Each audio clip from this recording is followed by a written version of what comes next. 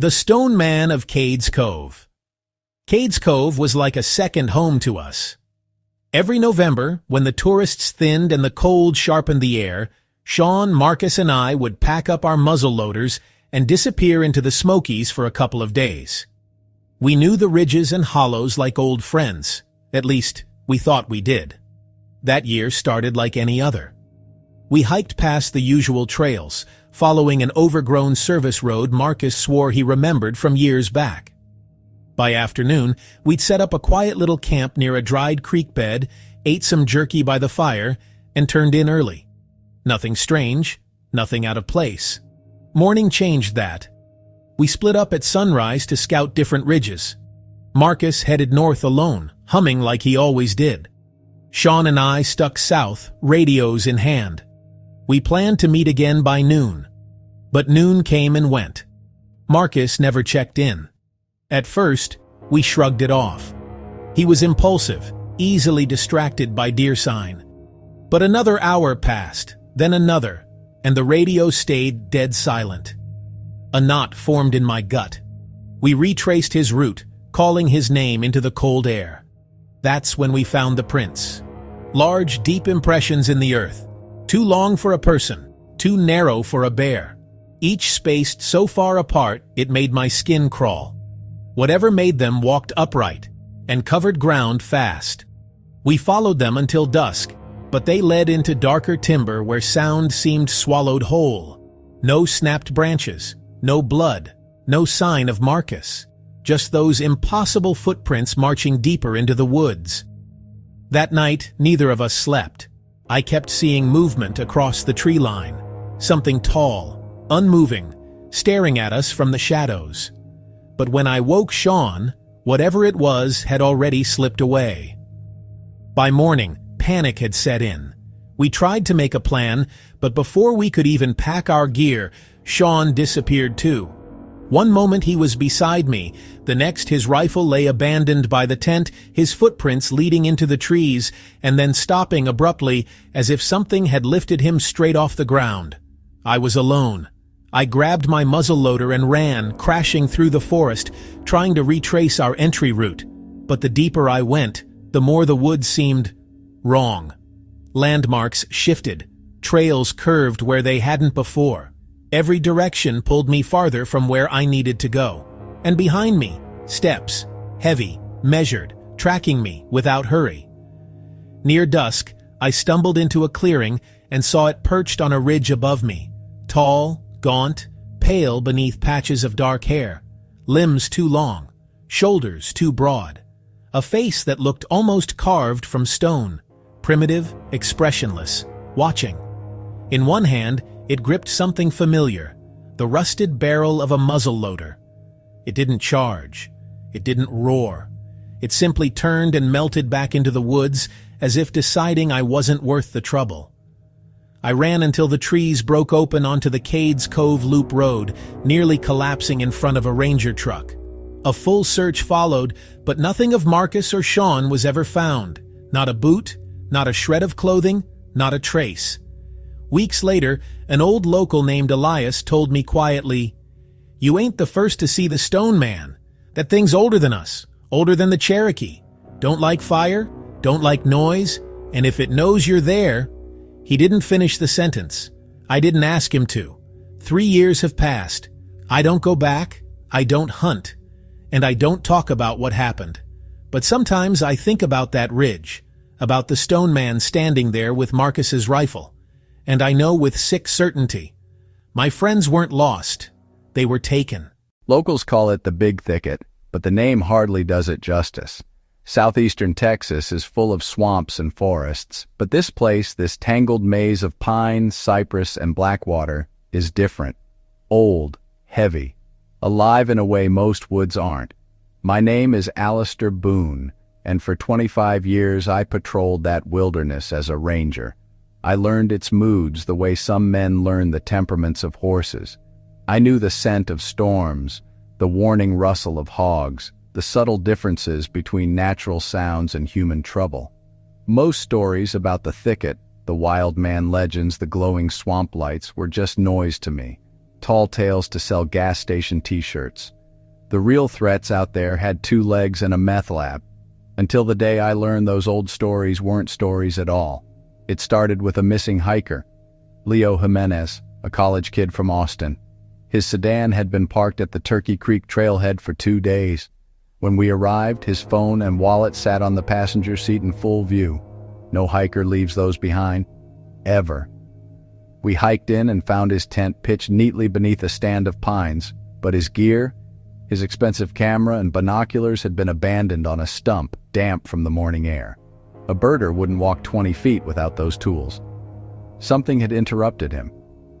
Not long after, we found the first sign, 2 massive water oaks fallen across the trail in a perfect X, still fresh, splintered wood, bright and raw. Microburst, my trainee Ben said, though his voice trembled. I wanted to believe that too. We cleared the path, sweating through the afternoon, but I couldn't shake the feeling that the forest was watching us, that something unseen was tracking our every move. I returned alone the next morning when the air was cool and still, too still. No bird song, no frogs, no insects. The thicket never goes quiet, not even in winter. But that day, the silence felt absolute, like the world was holding its breath. Then I turned a corner and froze. The trail was blocked again. 2 new trees, freshly fallen, forming the same perfect X as before. Impossible. Deliberate. That's when the anger hit me. Someone was playing games. Someone wanted me out. I pushed my ATV off the trail and into the underbrush, determined to find them. A mistake. The engine choked and died within minutes. When I popped the cover, my blood ran cold. The engine was packed, jammed with thick black swamp mud, forced into places mud couldn't reach on its own. And pressed into that mud was a handprint. Massive, wider than a dinner plate, fingers thick and long, thumb placed far lower than a human's. I backed away instinctively. The trees around me seemed to lean in. The air vibrated, not a sound, but a sensation, a deep hum rising from the earth itself. My bones felt it, my teeth felt it.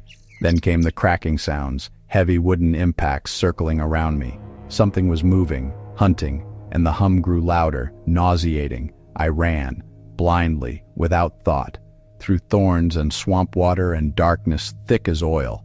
Something followed, pacing me just out of sight, heavy footfalls squelching in the mud.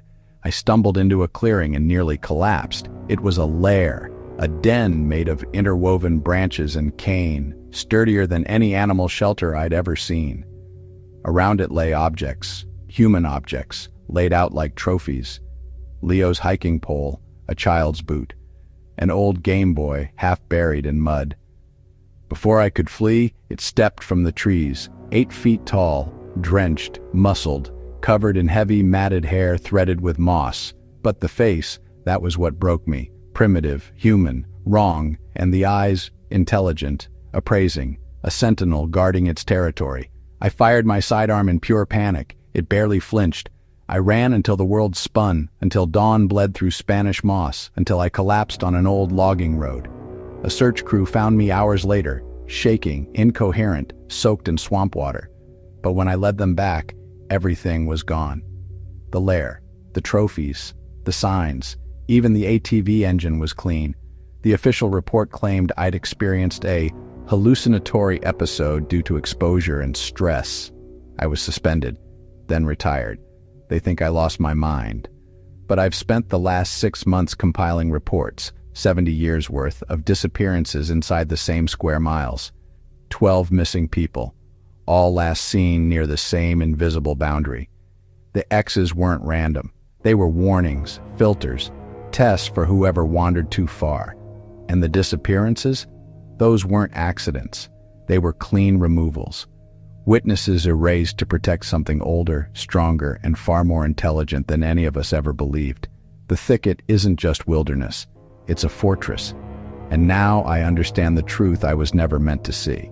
There isn't just one sentinel. There's a clan, and they erase whatever threatens their secrecy. I wasn't spared because I escaped. I was spared because I wasn't worth keeping. The Trinity Alps were my escape. Rugged, unpredictable, and brutally indifferent. Exactly the kind of wilderness that made the chaos of my ER job seem tame. After a year of training, I set my sights on something ambitious, a new fastest known time on the Grizzly Lake Loop.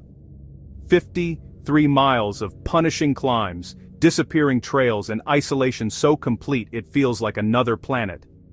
I started before dawn, breath fogging in the cold air as I tightened my pack straps and clicked on my headlamp. The first 10 miles felt effortless. The rhythm of my footsteps, the soft crunch of dirt, the faint roar of the river below, it all fell into place like a meditation. As the sky lightened and bled into lavender, I killed the lamp and pushed higher into the range, feeling strong and focused. But near Papoose Lake, something shifted. It wasn't a sound, but the absence of one. The forest went still in an instant, as if the entire basin inhaled and forgot how to breathe. The silence pressed against my ears, heavy, unnatural. I froze, listening. After a few long seconds, birdsong trickled back, hesitant and disjointed. I tried to shrug it off, but something had changed in the air. As I approached the remote basin beneath Thompson Peak, the feeling returned, stronger this time. The prickling awareness of being watched, followed. Something moved parallel to me through the trees, matching my pace perfectly. Silent, heavy, deliberate. I stopped. It stopped. I ran. It ran, but I never heard footsteps, never heard branches snap. Whatever shadow paced me made no sound at all. Trying to shake it, I veered off onto a faint scree shortcut. A steep scramble that should have changed my approach angle. Halfway up, a dark object slid down the slope toward me, not tumbled, slid. A microwave-sized rock glided smoothly down the incline and shattered against the trail I'd just left. A warning, a message, the shortcut was closed. My chest tightened as I descended back to the main trail, suddenly aware of how alone I truly was. No other hikers would be out here today. Maybe not for days. By the time the sun dropped behind the peaks, dread had settled deep in my gut. The air grew colder, the shadows thicker, and then the cracking began. A single, violent crack echoed from a cliff far above me, so sharp, it felt like a gunshot. Seconds later, another crack rang from the opposite side of the basin, perfectly spaced. Not falling rock, not echoes, location mapping. Something was using sound to track me. I ran, a full sprint. My lungs burned and my legs screamed, but the cracking kept pace. A rhythmic, intelligent triangulation that never drifted too far behind. Eventually, darkness devoured the trail. My headlamp carved out a narrow tunnel of trembling white light, while the world beyond it remained impenetrable. I heard nothing now, not even the locating cracks. And the silence was worse. Then, on a narrow ridge, curiosity got the best of me. I turned back for just a second. A massive shape detached itself from the tree line behind me. 2 legs. Broad shoulders. A towering, solid silhouette darker than the night sky itself. It froze when I saw it. Then vanished. That was all it took for panic to finally break me. I tore down the switchbacks blindly, tripping over roots and rocks, every step fueled by the primal certainty that something was stalking me just outside the reach of my light. At some point, a deep wave of exhaustion crashed through me. My legs buckled. I stumbled out of the trees onto a fire road and collapsed, shaking uncontrollably, dirt sticking to the blood on my palms. Then, motor noise. A pickup approached slowly, headlights cutting through the dark. 2 older men stepped out, calm and deliberate, as if they already knew what I'd been running from. They helped me into the truck without questions, without hesitation. Before climbing in, one of them lifted a heavy flashlight and aimed it straight at the forest I'd escaped. "You're lucky," he muttered. "Something's been sweeping the game out of this basin for weeks. Haven't seen a deer sign all month." As the truck rumbled down the fire road, I turned and looked back. A massive figure stood at the tree line, perfectly still, watching the truck drive away. Not chasing, not threatening, simply observing, cold and detached, as if evaluating me one last time. And in that moment, I understood. I didn't survive because I escaped. I survived because it let me go. I wasn't a worthy hunt, just a curiosity, a distraction, something the darkness sampled, then spared.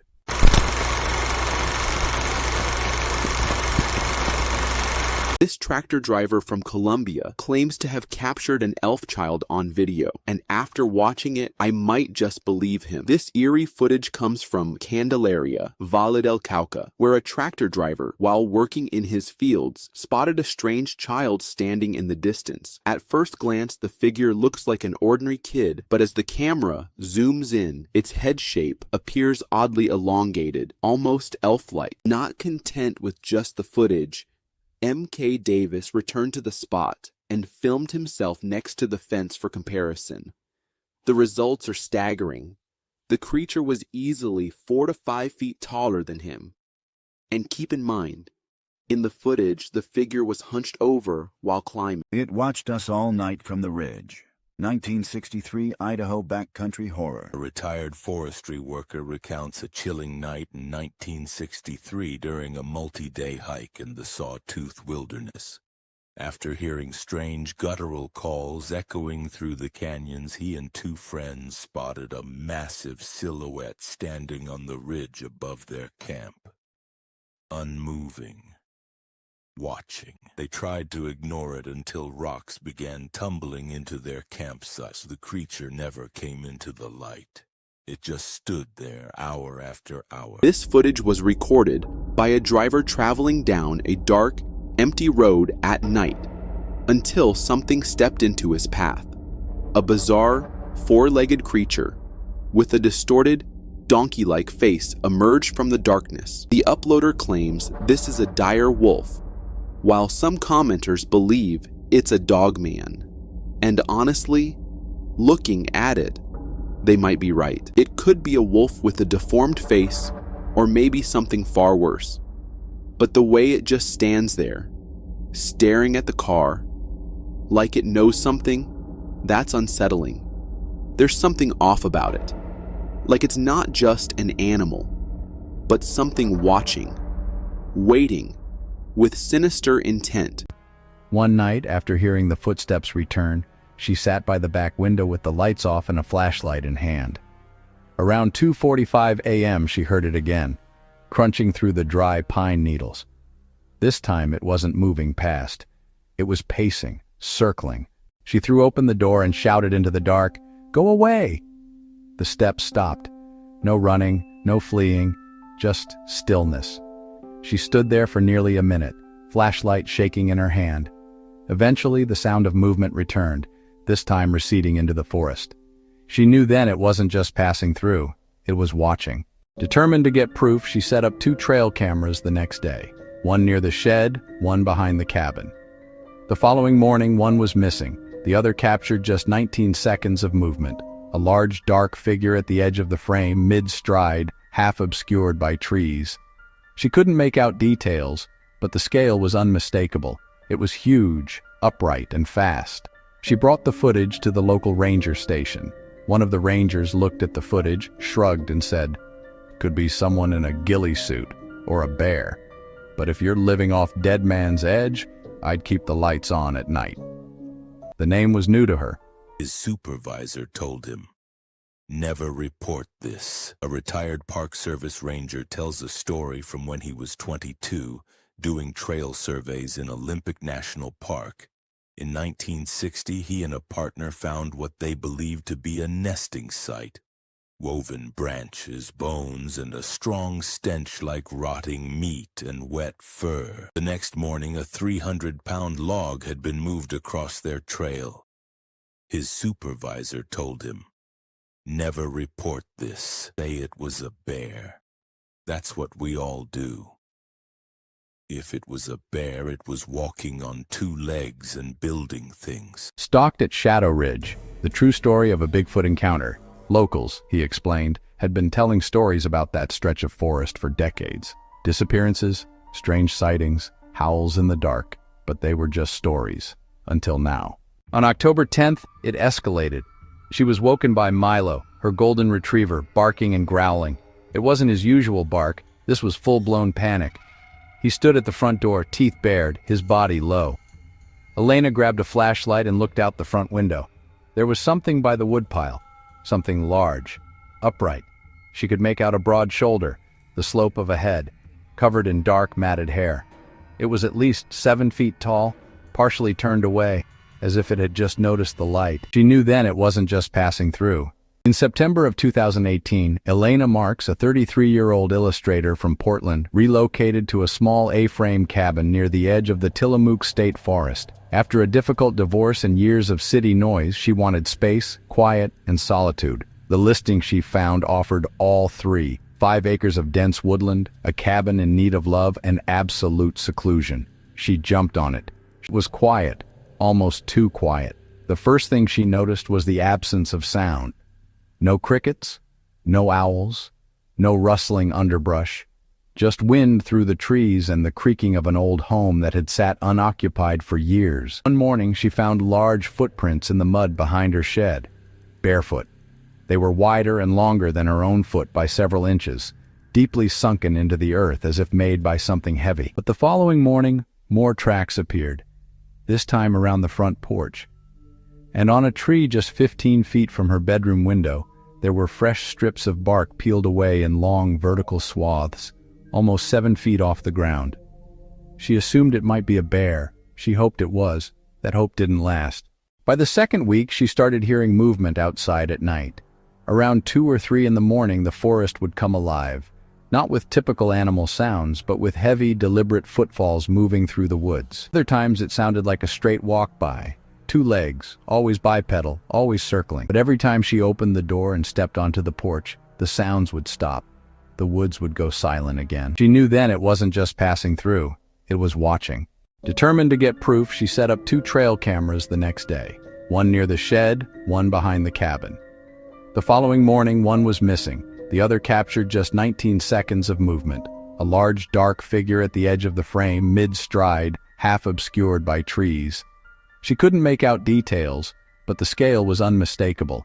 It was huge, upright, and fast. One of the rangers looked at the footage, shrugged, and said, "Could be someone in a ghillie suit, or a bear. But if you're living off Dead Man's Edge, I'd keep the lights on at night." The name was new to her. Locals, he explained, had been telling stories about that stretch of forest for decades. Disappearances, strange sightings, howls in the dark, but they were just stories. Until now. There was something by the woodpile, something large, upright. She could make out a broad shoulder, the slope of a head, covered in dark matted hair. It was at least 7 feet tall, partially turned away, as if it had just noticed the light. When she got it back on, the figure was gone. Not a branch moved. Not a sound remained. It was always just there, observing. She began to believe it wasn't hunting her. It wasn't trying to frighten her. It was territorial, curious. She was the one who had intruded. She began leaving food at the edge of the trees, apples, nuts, a chunk of smoked fish. Not as an offering, but as a test. Every time the food was gone by morning. No wrappers, no bite marks, just missing. She wasn't scared anymore, not entirely. The last time she saw it was on October 21st. She was sitting on the porch in the early evening, sketching. She heard movement in the woods, 2 slow steps. Then nothing. She never saw it emerge, but she could feel it nearby. Not in a supernatural way, just the instinctive awareness of being watched. After several minutes, the presence faded. The woods were quiet again. Elena still lives at Shadow Ridge. She's never seen the creature again. She just calls it what it was, a wild animal. Not friendly, not hostile, just real, curious, dominant. Territory was claimed, territory was respected, and for now, that's enough. Then her flashlight flickered. The battery was dying. When she got it back on, the figure was gone. Not a branch moved. Not a sound remained. She spent the rest of the night sitting on the floor with a shotgun in her lap. Milo wouldn't go near the door again. From that point on, it came closer. She found snapped branches arranged around the cabin, subtle changes to the woods, pine cones stacked in odd formations. One morning she found fresh soil piled in a mound near her steps, like something had dug and refilled a hole overnight. Still, it never tried to break in, never vocalized, never attacked. It was always just there, observing. She began to believe it wasn't hunting her. It wasn't trying to frighten her. It was territorial, curious. She was the one who had intruded. On October 17th, Elena stopped trying to chase it off. She began leaving food at the edge of the trees, apples, nuts, a chunk of smoked fish. Not as an offering, but as a test. Every time the food was gone by morning. No wrappers, no bite marks, just missing. She wasn't scared anymore, not entirely. The last time she saw it was on October 21st. She was sitting on the porch in the early evening, sketching. The air was still. Milo was calm. She heard movement in the woods, 2 slow steps, then nothing. She didn't go inside. She didn't call out. She just waited. She never saw it emerge, but she could feel it nearby. Encounter in the Blue Ridge. He wasn't alone that night. Posted by u/Appalachian Relics. Subreddit r/Paranormal Encounters. Original post date, October 2022. The user shares a story from their grandfather who in 1965 was camping solo in the Blue Ridge Mountains of Virginia. This video comes from the YouTube channel JB Good and was uploaded on September 8th, 2014. It starts off normal. Just a group of friends cruising with some music playing. But then, out of nowhere, things take a terrifying turn. Can you hear that growling? What the hell was that? That's exactly what they were asking too. The thing looked like some unnatural mix of a bear and a dog, moving in an unnatural way, almost like it was dancing in the glow of their headlights. 4. It was waiting for us to fall asleep. 1969 Mount Shasta Encounter. Posted by u/West Coast Nightmare. Subreddit r/Let's Not Meet. Original post date, July 2022. A user shares a terrifying family story passed down from their father who at 17 went camping with friends near Mount Shasta in 1969. After building a fire and telling stories, they heard movement in the woods. Big, deliberate footsteps. Assuming it was a bear, they left food out and got in their tents. The user recounts a tale from their uncle who was part of a remote logging crew deep in northern Washington in 1967. One night something screamed from the tree line, then tore through the forest, snapping full-grown trees like twigs. The crew had rifles and chainsaws, but no one dared move. In the morning they found massive drag marks, blood, not human, and a log torn in half, not cut. The foreman packed everyone out early and told them not to talk. They said it sounded like a bear and a man screaming at once, but deeper than either. Too deep to be real. Not in a supernatural way, just the instinctive awareness of being watched. After several minutes, the presence faded. The woods were quiet again. That night, nothing circled the cabin. No footsteps, no broken branches. The stillness returned. Elena still lives at Shadow Ridge. She hikes the trails now, carefully. The trail cameras are still up. She's never seen the creature again. She doesn't call it Bigfoot. She just calls it what it was, a wild animal. Not friendly, not hostile, just real, curious, dominant. Territory was claimed, territory was respected. And for now, that's enough. That night, nothing circled the cabin. No footsteps, no broken branches. The stillness returned. Elena still lives at Shadow Ridge.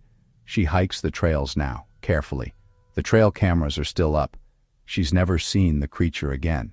She doesn't call it Bigfoot. She just calls it what it was, a wild animal. Not friendly, not hostile, just real, curious, dominant. Territory was claimed, territory was respected. And for now, that's enough.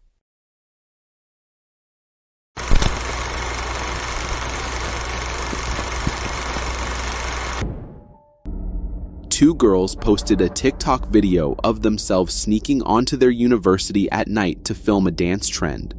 But the real attention grabber was something lurking in the background.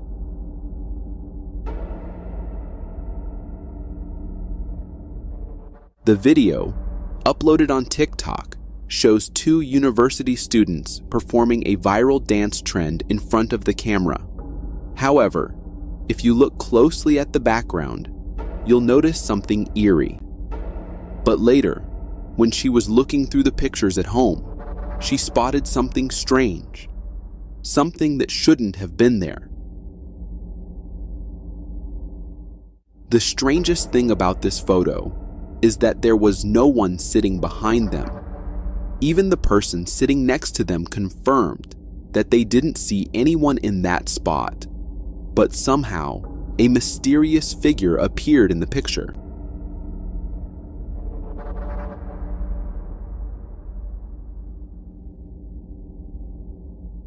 A mysterious tall figure is standing in the darkness, staring at them. The girls remain completely unaware of its presence and continue dancing before eventually leaving. What's even creepier is that the figure perfectly matches the description of Slender Man.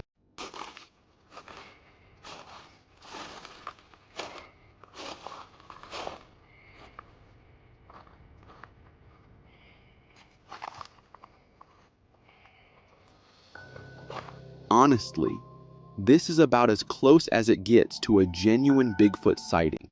The towering figure wasn't just seen once. It appeared multiple times, from different angles, always keeping to the shadows of that massive tree. It definitely felt like something was watching him. This tractor driver from Colombia claims to have captured an elf child on video, and after watching it, I might just believe him.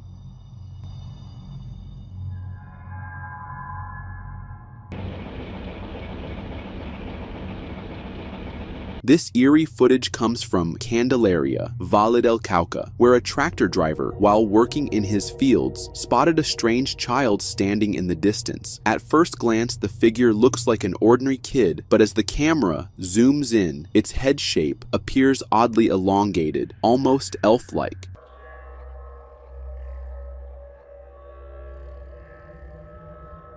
Not content with just the footage, M.K. Davis returned to the spot and filmed himself next to the fence for comparison. The results are staggering. The creature was easily 4 to 5 feet taller than him. And keep in mind, in the footage, the figure was hunched over while climbing. It's a dog, isn't it? Can you hear that growling? Shit. Man. Oh my god.